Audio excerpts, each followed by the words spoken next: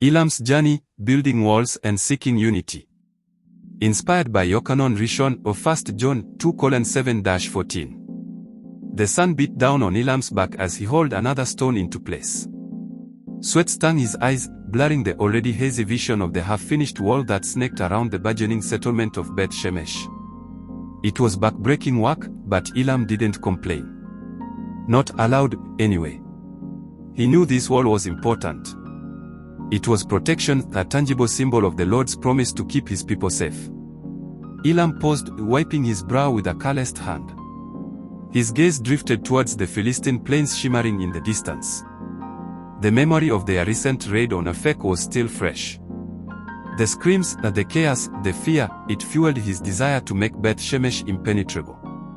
He was a young man, barely past his 20th summer, but the weight of responsibility felt heavy on his shoulders. He yearned for the simplicity of tending his father's sheep, for the quiet contemplation under the vast, starlit sky. But those days were gone. Now, survival demanded vigilance, it demanded strength. Elam believed in the Yahuah of Abraham, Isaac, and Jacob with every fiber of his being. He clung to the scriptures, to the stories of deliverance, to the prophecies of a brighter future. Yet, lately, a disquiet lingered within him. He saw discord brewing amongst his people, a subtle erosion of the very principles upon which their nation was founded. Whispers of greed, favoritism, and outright injustice reached his ears. That evening, after the sun dipped below the horizon, painting the sky in hues of orange and purple, Elam sought out his father, Shashok. Shashok was a man of quiet wisdom, his face etched with the lines of a life lived in service to the Lord. He sat outside their humble dwelling, mending fishing nets. "Father," Elam began, hesitant. "I am troubled." Shashok looked up, his eyes, the color of aged parchment, filled with understanding. "And what troubles you, my son?" "I see a disunity. I hear whispers of wrongdoing. We are building walls against the Philistines, but what walls are we building against the wickedness within our own hearts?" Shashok sighed, a sound like the rustling of dry leaves. "The human heart is a battlefield, Elam. The struggle between good and evil is a constant one. It has been so since the Garden of Eden. But the law of Moses, it is clear. Love Yahuah and love your neighbor," Elam countered, his voice rising in frustration. "Why then is there so much hatred, so much self-serving ambition?" Shashok laid down his net. "The law is a light, Elam, but it is up to each individual to choose to walk in that light. We can teach, we can guide, but ultimately, each person must choose righteousness for themselves. Remember what the prophet Isaiah said, 'Woe to those who call evil good and good evil, who put darkness for light and light for darkness.'" Elam nodded slowly, absorbing his father's words. But the disquiet remained. He had heard the elders preach of the old commandment, the unwavering adherence to the law given to Moses. Yet, something felt incomplete. He felt a yearning for something more, something deeper. Days turned into weeks. Elam threw himself back into his work, trying to find solace in the physical exertion. He observed his fellow Yashar'elites, searching for signs of the righteousness his father spoke of. He saw acts of kindness, yes, but he also saw pettiness, jealousy, and a disturbing willingness to turn a blind eye to the suffering of others. One afternoon, while drawing water from the well, he encountered a young widow named Sarah. Her husband had died of a fever just months before, leaving her with nothing but a small plot of barren land and a mountain of debt. The local moneylender, a man named Baruch known for his ruthlessness, was threatening to seize her land and force her into servitude. Elam knew Baruch. He had witnessed Baruch's callous disregard for the plight of the poor. He had heard him justify his actions with twisted interpretations of the law. "The law demands repayment," Baruch had declared once, his eyes glinting with avarice. "It is written. I am merely upholding the principles of justice." Elam's heart burned with indignation. Was this justice? Was this the love of neighbor that the law demanded? He approached Sarah, his voice gentle. "Sarah, I have heard of your hardship. How can I help?" Sarah looked at him, her eyes filled with a mixture of hope and despair. "There is nothing anyone can do, Elam. Baruch has the law on his side. I am doomed. Elam thought of his father's words, of the old commandment. But he also felt a stirring within him, a new understanding of what it meant to truly live according to Yahuah's will. He realized that simply adhering to the letter of the law was not enough. It required compassion, empathy, and a willingness to stand up for the oppressed. That night, Elam wrestled with his conscience. He knew that challenging Baruch could have serious consequences. Baruch was a powerful man, well-connected and ruthless. But he couldn't stand idly by while Sarah was being exploited. He remembered the words of the prophets, words that spoke of justice rolling down like waters and righteousness like an ever-flowing stream. He realized that the old commandment was not just about following a set of rules, but about embodying the spirit of the law, about reflecting Yahuah's love in his actions. The next morning, Elam sought out Baruch. He found him in the marketplace, surrounded by his cronies. Baruch, Elam said, his voice firm despite the tremor of fear in his heart. I have come to speak to you about Sarah, the widow. Baruch's eyes narrowed. What business is it of yours, Elam? She owes me a debt. The law demands repayment. But the law also demands mercy and compassion, Elam countered. Sarah has nothing. Taking her land will only condemn her to a life of misery. Is that what Yahuah desires? Baruch laughed, a harsh, grating sound. Yahuah desires obedience to his law. And the law demands repayment. Don't presume to lecture me on righteousness, Elam. You are just a young man, barely dry behind the ears. Perhaps, Elam replied, but I know in my heart that what you are doing is wrong. I will not stand by and watch you exploit the vulnerable. Baruch's face darkened with anger.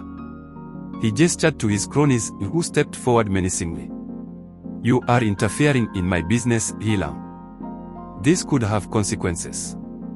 Elam stood his ground, his heart pounding in his chest. He knew he was outnumbered, outmatched. But he also knew that he was standing on the side of righteousness. Suddenly, a voice boomed through the marketplace. Enough. All heads turned to see Shashok, Elam's father, pushing his way through the crowd. He walked with a slow, deliberate gait, his eyes blazing with righteous anger. Baruch, Shashok said, his voice low and dangerous. You shame our community with your greed and your callous disregard for the law. You twist the scriptures to justify your wickedness. I have known you since we were boys and I have always known you to have a wicked heart. The crowd gasped. No one had ever dared to speak to Baruch in such a way. Shashok continued, his voice rising in power. The law is not just about repayment. It is about justice, mercy, and love. You have forgotten the true meaning of the law, Baruch. You have chosen darkness over light. He then turned to Elam, his eyes filled with pride. My son understands that the new commandment is not so new, but an extension of the old, that Yahuah's love should be extended to our neighbors. Baruch, momentarily stunned by Shashok's unexpected intervention, sputtered in anger. You dare to challenge me, Shashok? Who do you think you are? Shashok simply stared at Baruch, his eyes unwavering. The silence hung heavy in the air. Finally, Baruch, realizing that he had lost the support of the crowd, relented. Fine, he said, his voice dripping with venom. I will forgive Sarah's debt. But don't think this is over, Elam. You have made an enemy this day. Elam watched as Baruch and his cronies slunk away, his heart filled with a mixture of relief and trepidation. He had stood up for what he believed in, but he knew that he had also made a powerful enemy. That evening, Elam and Shashok sat outside their dwelling, watching the stars twinkle in the night sky. You are brave, Elam, Shashok said, his voice filled with pride. I was afraid, father, Elam admitted. But I couldn't stand by and watch injustice prevail. I know, my son, Shashok said, placing a hand on Elam's shoulder. You have understood what it truly means to live according to Yahuah's will. You have understood the new commandment, the commandment to love one another as he has loved us. It is a commandment that is both old and new, a commandment that transcends the letter of the law and touches the very heart of Yahuah. Elam looked up at the stars, a sense of peace settling over him. He knew that the road ahead would be fraught with challenges, that the struggle between good and evil would continue. But he also knew that he was not alone. He had the law of Moses, the teachings of the prophets, and the unwavering support of his father. And most importantly, he had faith in the Yahuah of Yashar'el, a Yahuah who demanded not only obedience but also compassion, justice, and love. He had overcome the wicked one that day, and knew that his life was now dedicated to walking in the light. Here are the key takeaways from Elam's journey: building walls and seeking unity. 1. The importance of unity. Elam's journey underscores the significance of unity within a community. While physical walls are being built for protection, there is a deeper need for spiritual and moral walls to safeguard against internal discord and injustice. 2. Righteous action over legalism. The story explores the difference between rigid adherence to the letter of the law and the spirit of the law, which calls for justice, mercy, and compassion. Elam realizes that merely following rules is not enough. True righteousness requires empathy and a heart for the oppressed. 3. Courage to stand against injustice. Elam's confrontation with Baruch represents the courage needed to stand up for what is right, even when facing powerful opposition. His decision to protect Sarah, the widow, from exploitation illustrates the importance of defending the vulnerable, even when it's difficult. 4. The wisdom of elders. Shashok's guidance highlights the value of wisdom passed down through generations. His teachings remind Elam that the law is not just a set of rules but a guide to living in a way that reflects Yahuah's love, and that wisdom can provide clarity in moments of uncertainty. 5. Personal transformation. The story shows Elam's personal growth from a young man uncertain about the true meaning of faith and justice, to someone who deeply understands the broader implications of righteousness.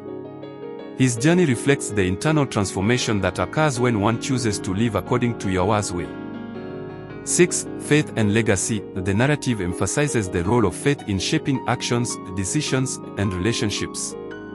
Elam's understanding of faith evolves as he realizes that his faith is not only about following the law but also about living out love, mercy, and justice as central tenets of his belief. The story conveys powerful themes of justice, mercy, and the importance of community and integrity in the face of external and internal challenges. Here's a fact-check chart for Elam's journey: building walls and seeking unity, which examines the biblical accuracy, historical accuracy, and where creative license has been used in the story. The chart breaks down each key element in the story and aligns it with biblical and historical sources. Summary: biblical accuracy. The story closely aligns with the moral and ethical teachings found in the Bible, especially the themes of justice, mercy, loving one's neighbor, and standing against injustice. The Old Commandment/New Commandment in 1 John 2 verses 7 to 14 is well reflected in Elam's journey of growing from a follower of the law to a figure who lives out God's love. Historical accuracy. The setting, cultural practices, and some social dynamics, such as the role of elders, the use of walls for protection, and the existence of moneylenders, are consistent with ancient Israelite society. However, the specific story of Elam and the character of Baruch are fictional. Creative license. The personal character arcs, like Elam's journey and internal conflict, as well as certain dramatic confrontations, e.g., the marketplace scene, are fictionalized for storytelling purposes.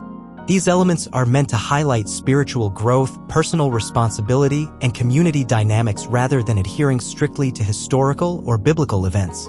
Overall, the story is biblically sound in terms of its themes but uses creative license in crafting a fictional narrative that serves to illustrate those themes.